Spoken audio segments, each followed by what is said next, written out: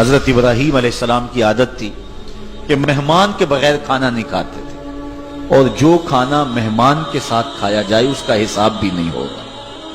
ساری زندگی یہ ان کو معمول رہا ہے۔ ایک دن بھوک لگی، گھر والوں کو کھانا پکانے کا کہا اور خود مہمان ڈھونڈنے نکلے۔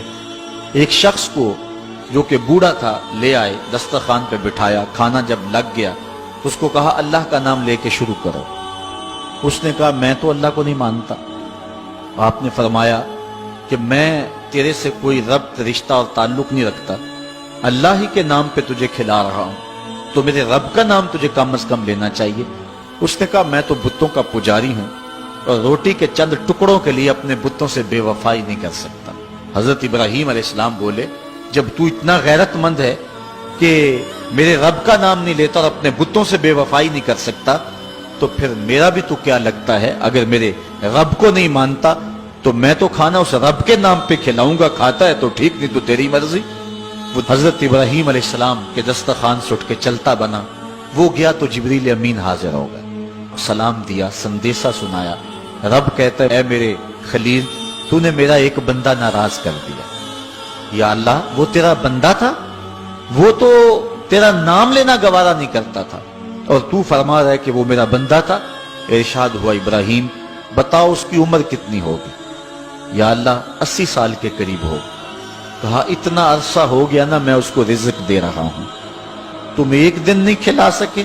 اب حضرت ابراہیم اس کو ڈھونڈ رہے ہیں، وہ دور پہاڑ پہ جا چکا ہے، اس کے قریب پہنچے، کہا میاں کھانا ٹھنڈا ہو رہا ہے جلدی آؤ۔ اس نے کہا ایک شرط ہے، تمہارے رب کا نام نہیں لوں گا۔ کہا نہ لینا آؤ۔ تو کہنے لگا لہجے میں اتنا گداز، اتنی نرمی کیسے آ گئی؟ تم تو کہتے تھے رب کے نام کے علاوہ کھلاؤں گا نہیں۔ کہا کہ اسی رب کا ہی تو پیغام آیا ہے کہ میں بھی اس کو دے رہا ہوں۔ اس نے کہا اگر تیرا رب اتنا اچھا ہے تو کھانا بعد میں کھائیں گے، پہلے اس کا غلام بنا لے مجھ کو۔ تو وہ رب ہے سب کا، ہمارا حق ہے کہ ہم اس کی پوجا کریں۔ تو اللہ تعالیٰ جل شانہ نے ارشاد فرمایا یا ایھا الناس اعبدوا ربکم، اپنے رب کی عبادت کرو۔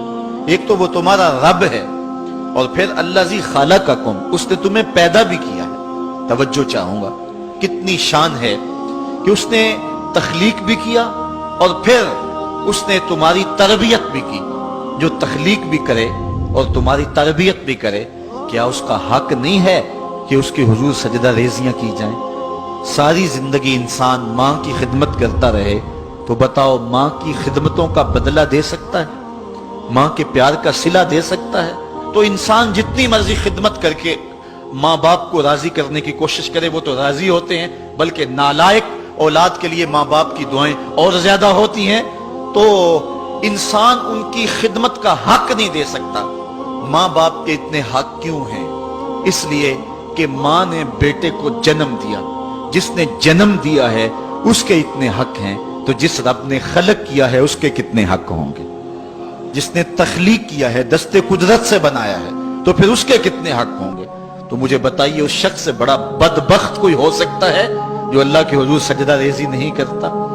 صبح کے وقت چڑیاں بھی اللہ کا نام لے رہی ہوتی، حشرات الارض بھی رب کا نام پکار رہے ہوتے ہیں، بلوں سے سر نکال کر جانور بھی اللہ کا نام پکار رہے ہوتے ہیں، اور اس شخص سے بڑا بد نصیب زمانے میں کوئی نہیں ہے کہ جو اللہ کی حضور جھکنا نہیں جانتا، جو اللہ کی حضور جو ہے وہ عبادت کا سر نہیں رکھتا۔ وہ رب ہے جو تمہیں پیدا کرنے والا ہے۔ ماں کے رحم کے اندر کون نقش و ونگار دینے والا ہے؟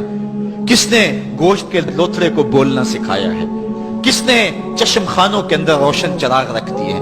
اور کس نے سر کے اندر ایک نشیط اور روشن دماغ رکھ دیا ہے؟ کس نے ہاتھوں کو پکڑنے کی قوت دی اور کانوں کو شنوائی کی طاقت دی؟ اور کس نے جو ہے وہ سونگھنے کی قوت اور قوت شامہ ناک کے نتنوں کے اندر رکھ دی؟ کون ہے جو ٹانگوں میں زور پیدا کرتا ہے؟ کون ہے جس نے چھاتی کو طاقت دی؟ کون ہے جس نے انسانیت کو احسن تقویم بنایا؟ انسان، کیا تیرا حق ہے کہ مسجد کے قریب سے تو گزر جائے اور اللہ کا نمائندہ پکار رہا ہو حی علی الصلاۃ حی علی الفلاح، آجا نیکی کی طرف، آجا نماز کی طرف، اور تو جو ہے وہ اس کو سننے کے باوجود گزر جائے؟ ایسا ہو سکتا ہے کہ تو اس کے حضور آئے نہ، حاضر ہی نہ ہو؟ یہ بد نصیبی نہیں تو اور کیا ہے؟ اللہ تعالیٰ جل شانہ ہمیں اپنی عبادت کی توفیق نصیب فرمائے۔